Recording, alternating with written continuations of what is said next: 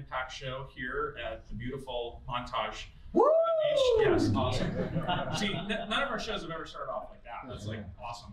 So really honored to be here. And Josh, thank you for hosting Channel Bakers. This is an epic inaugural Breakthrough Summit. I mean, this is going to be tough to beat for next year, but I'm so excited to have Palmer Luckey here sitting right next to me.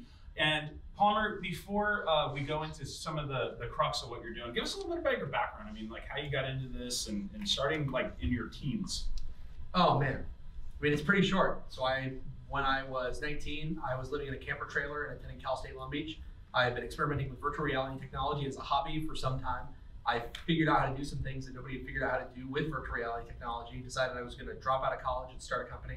I didn't think I was dropping out at the time. I thought I was just taking a break. Because college will always be there, whether you need it or not, mostly not. And I dropped out, started this company, and 18 months later I sold it to Facebook for about $3 million. And it turns out I had been doing the right thing at the right time in the right way. So then I spent the next 4.5 years moving to Silicon Valley, grew that team from, I started out with just myself in my garage, but grew it out to about 1,400 people. And then my employment was terminated for reasons unrelated to performance or any wrongdoing.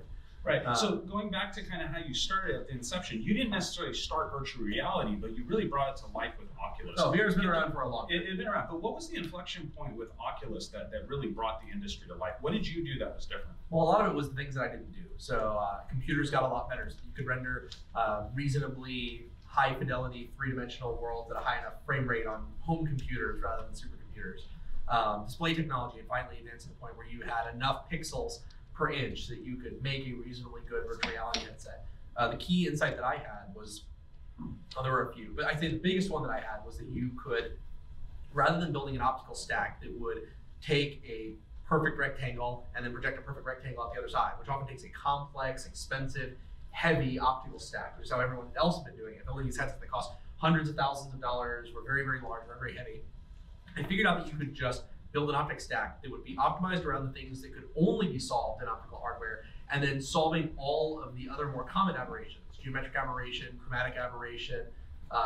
You could just solve all those in real time in software on a GPU in a shader that was part of the game. So basically figuring out how to render a image in a game, distort it in such a way that when it comes through the lens, it is undistorted back to its original form. And this wasn't a new idea. People had thought of this idea before, but nobody had figured out how to do it in real time, 90 times a second without adding additional latency to the system. So, you've got some brilliant marketers in the room. Can you tell us a little bit about the Kickstarter experience? Why yours seemed to attract this micro demographic of followers in the gaming industry, and how you were able to raise that much money so fast, and how you turn that into a business? So I mean, it seems small now given a lot of the success that people have had on Kickstarter, but at the time we were one of the top 10 largest Kickstarters ever. We raised $2.4 million on Kickstarter. It sounds like a lot of money, but we actually ended up losing money on all of our Kickstarter customers. It turns out it's expensive to run a campaign, it's expensive to go around and market, it's expensive to do the video, but where we really saw the value was as a tool to connect with people and allow people to feel like they had a stake in what we were doing. It was beyond just a normal consumer. You go and you buy a thermostat at Best Buy, you probably don't really care about it. You certainly don't feel part of that company. You probably don't even remember what the name of the company that made your thermostat is, unless it's Nest, because those are very cool. But if it's anything else, you probably don't even remember. But when somebody feels like they're part of making something happen, and when like they're helping you make it happen, even if they're actually losing you money, they don't feel like that. Perception is reality when it comes to marketing stuff. And looking at virtual reality, obviously there's a gaming vertical, but looking at the B2B sector, do you forecast that this industry is going to continue to grow among different vertical SIC codes, or has it hit a shelf life? Like, what are your thoughts on that? I don't even know what an SIC code is. Oh, like an industry code. Oh, like healthcare, financial services. Now, I see. Yeah. It absolutely is, and I think that virtual reality is one of those interesting things where we were at the hardest end of it. We were trying to sell to consumers, and when you sell to consumers, you have to convince people one at a time that they should buy your thing, that they should care about your thing. You might have a 5-second text ad scrolling by to do that. You might have 30 seconds on a television spot to do that. But it's really hard to convince somebody that they should modify their lifestyle, spend money, and that they really need something. And you have to do it for every single customer. Compare that with enterprise, where if you can find the right person and you can convince them that they could save time or money or risk using your product. And if they're actually convinced of that, then they are often fiscally negligent if they do not buy your product. And I love being in a position where if you have a product where you can prove that it's going to help somebody, whether it's training people to do something more safely than their current solution, or making a CAD designer more effective than they were otherwise. You can prove that they'll be 50% better. No business is going to say, "Oh, sounds great, but I don't want to make 50% more money." Right. And so that's one of the things that I really like about enterprise. And the reason you've seen enterprise adopt VR so quickly is because you only have to convince that handful of people whose job it is to find out how they can be better, rather than consumers who. The consumers are not out to make their lives better actively. They're waiting for whatever next comes next to be shoved in front of them. And I know on the consumer side, you were at CES this year. What did you see? What was it about this year that was so compelling to you? Well, I've been at CES for 11 years now, which doesn't sound that long, but I'm only 27 years old. So I've been going to CES since before I was allowed to go to CES. You have to be 18, and I was there when I was 16. Okay. You just show up with a business card. Are you 18? Yeah. So what was really good this year? This year actually wasn't all that great, honestly. Really? There have been way better years. Like I remember when drone technology was really first coming into its own. It was mind blowing. And everyone was at CES, not just the companies that are around today, but the 100 companies that failed. And it's really fun to watch that explosion at the start of an industry where everyone has 1,000 ideas and you don't even know which ones are going to work. I think you saw a similar thing when VR and AR was kind of newer on the scene. You had not just the companies that survived to today, you had 100 other companies that were doing all kinds of crazy stuff. Like I'd say, like one of my favorite examples of this is there was a company in the early days, kind of the VR explosion, and they had figured out how to make an AR headset.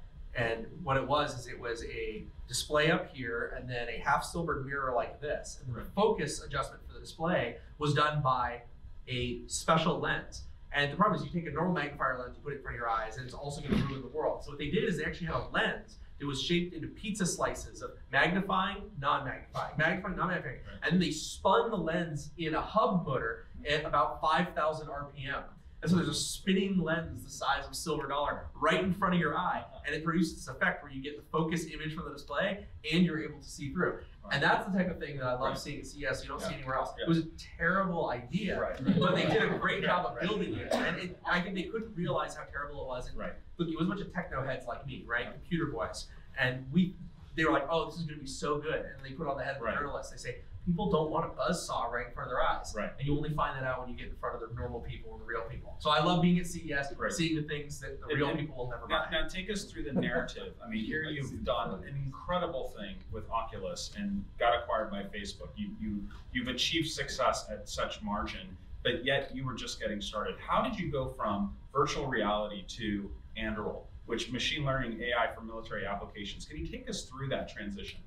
Well, people often ask me to draw a line between virtual reality and artificial intelligence, and they suspect that there's some kind of philosophical argument like, well, you see, they're really two sides of the same coin. But that isn't true at all. There's nothing like that. They're completely different, and I knew almost nothing about AI when I started my business. What happened when I left Oculus is I decided that I wanted to use the money that I had made and the influence that I had gained to do something that wasn't going to be done if other people didn't do it. And I realized that for the first time in US history, we were in a place where a lot of U.S. technology companies were refusing to work with the DoD. It's truly unique in history to have the most innovative technology companies in the United States pulling away from the Department of Defense and saying, we are not going to give you anything that we don't also give to all of the strategic adversaries of the U.S. and its allies. And then at the same time, I looked at the military industrial defense complex and realized that it's incredibly inefficient. They don't have the best talent. They don't have the best incentives. Nobody believes that Raytheon or Boeing are going to lead us into the future of artificial intelligence. And so I said, okay, I want to start a company that can help with national security problems. What are the problems that are not going to get solved by the companies that are working on these? And it was very clear that mostly in the areas of machine learning, artificial intelligence, and sensor fusion, nobody was doing anything that was really good. So I said, that's what I'm going to work on. I'm going to become an expert in that. I'm going to just go at that, and I'm sure that I can make it work. And we luckily have been pretty successful. This was not a good strategy going in. It was a long shot strategy. I figured that I could afford to fail well. And can you walk us through a little bit? I believe the platform's called Max, right? Can you take us through that? Well, the short version of a long description is our core product is Lattice. It's an artificial intelligence sensor fusion network that can take data from thousands of different sensors and fuse it in real time into a large-scale three-dimensional model, a very large area. So feeding data from drones, from space assets, from ground assets, all into one model where everything is tagged with metadata, all the people, all the vehicles, all the cars, so that you can have perfect awareness of what's going on in the battle space. You basically need this shared picture so that all the people and all the robots can all be sharing one common idea of what's going on. Because if you can't even agree on what's happening, you certainly aren't going to agree on what you should be doing. And for what applications can that be used for that you can discuss? We do a lot of work with the US DoD on military-based security, so we're deployed all over the world on a variety of military bases. We do a lot of work with US Customs and Border Protection. We do work with US allies like the UK Royal Marines, also on base security and expeditionary operations. We've been going through combat validations of our counter drone system, which basically takes the data of tracked drones from Lattice and then knocks them out of the sky using our interceptor drones. That's been going really well with a lot of different customers, and there's all kinds of applications. Anytime that you want to know everything that's going on in an area, you would want to know where every person is, where every vehicle is, so you can know where the good guys are, know where the bad guys are, and make sure you never get the two mixed up. You're going to want Lattice. When you look at armed forces and the training of the platform and all these products that you're producing for the military and our allies, what sort of training does Anduril, do they get involved, or is there sort of like a third party involved? How does that work? Because I would think that would be a part of this. It is. So the US military helps us train our algorithms, so helps us train our artificial intelligence systems by allowing us to participate in exercises and collect data about what things look like, how they move, and what they're doing. And we also do a lot of work the other way, where we train them how to best use our systems and how to apply them to the problems they have. Like I said earlier, I'm just a computer boy. I don't know anything about fighting, right. But I do know how to listen to people who understand these problems. And when they come to me with their problems, I trust that they know what their problem is. And I also trust that they probably do not know the full spectrum of technology that is able to solve that problem. And that's where me and my team come in. Right. And then how do you see, just looking at AI and machine learning, do you see growth in both of these industries, and where do you see that taking place in shape in the next 5 to 10 years? I don't know for a lot of industries. I do know that, there's obviously going to be an enormous amount of growth. There's so much economic opportunity to be created by artificial intelligence that it's hard to believe that it is, even if it could only do 10% of the things that people talk about it doing, that's still a huge economic boom. I think that you're going to see the biggest gains not on necessarily replacing people, but being able to do things that people would never be able to do. Right. Everyone's talking about AI replacing people. I think that's the way less interesting part of the conversation. And I also personally, I think we've discussed this before. Sure. I think a lot of people, look, watch, I'm gonna do a test. All right, you think about artificial intelligence taking jobs. What job is it going to take? Everybody. Just someone say, what job is it going to take? Manual labor. Manual labor, any others? Truck driver. There we go. That's the one I was looking for. So he's the only guy that made my point. Everybody says, they say, oh, the truck drivers. It's going to take away the truck drivers. And it's like this political talking point. It's this media talking point. And in my opinion, it's a pretty elitist idea where they say, oh, the poor dumb truck drivers. What are they going to do when they have their job taken away by the artificial intelligence? They won't have any other way to make money. So we have to take care of them. I know a lot of truck drivers. And most of them are really stoked about AI for trucking for two reasons. One, because most truck drivers end up being truck fleet operators. That's generally where you start out independent, you get some people under you, you get a few trucks under you. So most of these truckers are stoked. They're like, oh, this is great. I'm going to run an autonomous fleet. I can't wait to do this. Right. And the other side is most truckers, they don't see themselves as, they don't see their skill as driving a truck. Their skill is being a small business operator, doing business development, doing marketing, doing interfacing with their customers and with the people that they're delivering to. And that's not going to change anytime soon. So right. I think that AI is going to replace the jobs that honestly most people don't see as their biggest skill. There's not a lot of jobs it's going to replace where people are that unhappy about it. Truck drivers are included, manual labor is included. I don't think there's that many people that say my skill is manual labor. I'm very, very good with a shovel. And if we make some auto shovels that dig the ditches, it'll probably be okay. And I bet the ditch digger guy is he's gonna be just fine, and he's gonna have something else he can do. Sorry, I rambled on there. No, this is good. Yeah, I'm a fundamentally a tech optimist. things. Right. I do not have a dystopian view. I do not have a cynical view. That's why I don't like the television program Black Mirror, because it makes everybody lose their minds and think that the world's going to end from technology. Right. And you look at the old school science fiction view of like old school Star Trek. Yeah. That's where I think things are more going, where everyone is better off, where the world is better off, and we're doing things that are only possible because of technology. So, I mean, obviously you've attracted some amazing people on your board. Why did you pick Orange County, which is the place where I grew my business and I absolutely love as much as you? Tell me about Orange County as the place for Anduril, because I think that's so important, not just for this region, because I look at Anduril not as a business, but as an industry. And there's going to be other businesses formed around you, professional services as well as manufacturers. Can you talk a little bit about this region and why you picked Orange County? I like Orange County, and I do not like Silicon Valley. I'd say the best way to sell Orange County is to talk about the things that are here. Like, you're a few minutes from the beach, you're a few minutes from Disneyland. You've got good infrastructure, better infrastructure than LA with a fraction of the population load. It's a clean place. We've got lots of good schools. We've got reasonable housing prices in the context of California coastal cities. But my favorite way to pitch Orange County to people is to pitch the other options. To say, well, let's look at the Bay Area, where everything's way more expensive, where everything's crazy, where the regulatory environment is nuts, and the local taxes. San Francisco has a 3% tax just for San Francisco. Orange County is just so much better than there. And I got really good at moving people down here when I was running Oculus. And we didn't just hire locally, we imported people from all over the country to Orange County. Orange County is a place where you can convince people to move. And if you are in the Bay Area, you are only going to be able to hire Bay Area people, because people who aren't in the Bay Area probably don't want to be in the Bay Area. When I was in the Bay Area, I couldn't hire people from the middle of the country. I couldn't hire people from Austin. They all had their own opinions about the Bay. They didn't want to be there. But Orange County is a place where I can go to people from New York, from Seattle, from Austin, from Iowa, from Ohio, and I can convince them to move here because it's so great. So that's what's been helpful for me. It's like a great fishing lure to lure the people from all over the country to our fun little spot by the sea. And I think you've done a really good job attracting some great talent too, away from some of these large traditional tech companies that are looking to do something with their intelligence for a nation and work for a company that is a startup already worth an incredible value. Can you talk a little bit about your hiring, recruitment, and some of the variables you put out there from an HR perspective? I don't care about college degrees because that would be hypocritical.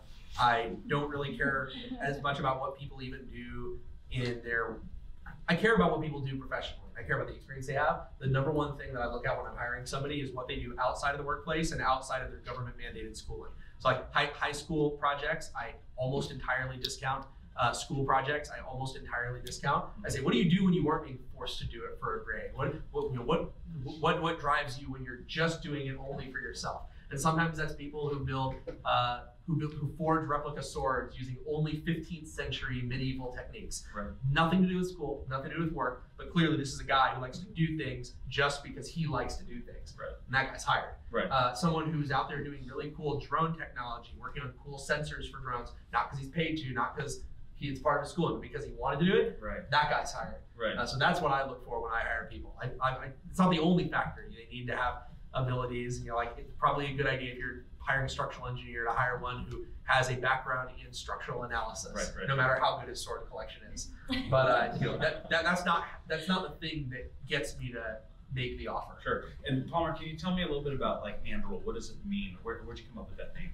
I didn't come up with it. Anduril is the name, or Anduril is the name of Aragorn's sword from Lord of the Rings. It is the shards of Narsil reforged, and in Elven it translates to the flame of the West. And that's kind of when I started the company, what I wanted to be. I wanted to start a company that was unapologetically defending the United States and its Western allies, and the values that we hold dear, like democracy, freedom of speech, freedom of religion, that a lot of other places around the world do not have, or they have it and take it for granted. And I wanted the company to reflect that, so that people understand what we're doing right from the first time they see the name, if they're a Lord of the Rings fan. And otherwise, it means nothing to anybody. So I've got to know you personally as well. Let's talk a little bit about Palmer on the personal side. You had a magnificent wedding on July 4th, which was such a great day. the fireworks show I'll never forget, and it was a Great Gatsby theme, unbelievable. I felt like a majority of your friends are from Japan. Can you tell us a little bit of your affection? And my wife is Japanese, so like it all was awesome, for us. And I'm just curious, like, what's your affection with Japan? Why do you go back there? What's going on there? You may be slightly exaggerating. Okay. I actually, out of the 500 or 600 guests, about 100 were Japanese. Okay, maybe the table I was at. Okay. That might have been it. You might have been right at the Japanese tables. Right. So I have friends all over the world, but one of the interesting things about Japan is I started spending a lot of time there when I was at Oculus. So we had there were game developers that were based in Japan that we worked with. There were component vendors and suppliers and manufacturers we worked with that were in Japan. And there are so many people over there that have a strong affinity for cutting edge technology. And I know that sounds stereotypical, but it's absolutely true. There's no place in the United States that's like the Akiba region or the Akihabara region where you just have tons and imagine a city the size of like Huntington Beach, but every single store is an electronics store. Right. Like you don't have a thing like that here in the United States. Right. They have enough people that they can sustain a place like that and all the businesses that are around it. And I just made a lot of friends over there. I still go over there regularly. I still hang out with people. I also found that they really like my larger than life personality. And so every time I go to Japan, I get invited to do really cool things. Nice. So I can't help but like it there. I'm headed there in May. So I'm pretty stoked about that. And so when I get to hang out with Palmer, when you're in your casual clothes, like cargo shorts and a Hawaiian shirt with mismatching flip-flops, if you look closely. No, they're matching today. Are they? Yeah, both black. Both black. That one looks brown. Okay. He was in No, you're right. I see he mismatches. So what does Palmer like to do when he's not working, if that's ever a moment? Like when you really have just chill time with your wife, you're just hanging out, what do you like to do? I like to play video games. I am addicted to video games. That is the thing that prompts the greatest dopamine release for me. And it's an addiction that I manage every day and every week and will for the rest of my life. And I was not consciously aware of it. I would just descend into doing nothing except playing virtual reality video games. Okay. It's very easy for me to accidentally do that. So you're in a VR environment playing most of the time. What are you sitting in? What type of chair are you in? Most of the VR games I play are standing VR games. So I'm getting at least some small amount of exercise. my muscles will not atrophy as I melt into my chair. Awesome. But this is the reason I'm so honest about it is because kids often ask me, like, what advice do you give me? And I say, manage your video game addiction. Because especially if you achieve you don't have to achieve a lot of success to do nothing but play video games. Like, you're like, wow, Palmer, you made so much money. You could just play games all day. I'm like, yeah, but it wouldn't be that hard for you to make enough money to just play video games all day either. Like, it does not take a lot of money to sit in a small room and play video games and drink Mountain Dew. And so I tell people that they need to manage this addiction before they achieve success. Right. Because I do have friends who have achieved success and now they don't do anything except play video games and their lives are much worse for it. So before I hand it over to Josh to facilitate some Q&A, what advice would you have? I mean, we've got thousands of IMA members and, just for the next generation, especially to achieve entrepreneurship, maybe not to your measured level with the equity in the businesses, but just to be a successful entrepreneur, what sort of advice do you have for folks? Next generation meaning like children or remember I'm very young. I know, that's true. Like I'm thinking like people in their 20s right now. Okay. I guess a few pieces of advice. One, you should take a break from school as soon as you have a better idea than school. It can't be that hard. Two, you should always immediately hire the people who are good at the things that you're bad at, and then immediately hire the people who are good at the things that you are good at. The job of any competent executive should be to make yourself obsolete. You start a technology company because you want to work with technology, right? That actually isn't fair to your employees or to your investors or to your customers to hold on to that with a really tight grip. I would love to be doing board layout and optics design in my company. It's what I enjoy doing. Right. But we have people in my company who are much better at it than me. And if I was the best person in the company, then I've been negligent in my hiring. And that's not something to be celebrated. I see a lot of people say, oh my God, he does it all. He's the God boy king engineer who runs the whole company. And I say, great, now you have a company that's dependent all on one guy, and he's worse than the people that you could hire because he wants to hold on to the thing that he likes doing. You can't hold on to the thing you like doing. You have to give it up, and your life has to suck for a while. That's just the way that it is. You know, I didn't start a company because I want to spend my time fundraising or selling to the government, but that's what I should be doing because I can hire people to do everything else better. And it's just one of those tough realities. Let's take a hit off what you just said there. Like, your life's gonna suck for a while. That pain, that adversity that you feel when you're running a business, whether you're at an enterprise or you're starting your own business, how did you overcome your adversaries, people just saying, hey, it's gonna fail, those roadblocks that you hit? Because a lot of people just give up and go in a different direction. What made you and what drove you through that transition? Hiring all the right people who understood how to get around the things that I did not understand at all. There were so many times that our business could have been absolutely destroyed, and I made sure I hired the right people to handle legal and compliance, human resources, accounting compliance. As they say, the generally accepted accounting principles. You know, it turns out that it's really important to hire people who are experts in those things, or your company is going to fall over. When I talk about life sucking for a while, what I mean is you start a company, you start a tech company, you get to work on tech for a while. Because at the beginning, everybody wears a lot of hats. That is a lot of fun. And then you go through the period where you need to start hiring more and more people. You need to scale up, and you need to start focusing on the things that you should be doing, not the things you want to do. That's the part that sucks. And then eventually, after your company has succeeded, and after it's at a point where you can afford to do things that may not be the optimal financial decision, then you can start to do more things you like again. You know, if you can get to the point where you have made yourself truly obsolete at everything, then that frees you up to go back into doing more speculative things. And like, that's where I was in my final years at Oculus. I was in a place where we had a very large team. We hired people who were better than me at everything that I could possibly want to do. I said, okay, I need to go find new things that nobody's doing, and I need to learn how to do those. And then I would have eventually had to find people who were better than me at doing those things, and the cycle would have repeated itself. But you know, I'm currently, if you guys can't tell, I'm living in the cycle where it kind of sucks, but it's great, and I'm going to make everybody at my company so much money, and I just have to remember that when I wake up in the morning. And Palmer, I've had the opportunity to sit in front of incredible thought leaders around the world, and you are one of a kind, and I'm so thankful for your time. You're being pulled in so many different directions. My friends and my enemies describe me that way. One of a kind. I'm definitely on the friend side. They say there's nobody like him. There's nobody who does the terrible things he would do. Well, know that we love you here in Orange County. We're very grateful for your time. So what we're going to do now is transition. I just want to say, Marty O'Connor, who's in the back there, you know, he's the one who was on my first episode of Impact Show, facing adversity, as he says, adversity to advantage, in his documentary called Relentless. Marty went to Chapman University with me. I know one of our guests, he has a daughter going to Chapman. It's a small world here in Orange County, so we all help each other. Marty's got a very successful film company that I hired to do these shows, so it all comes around.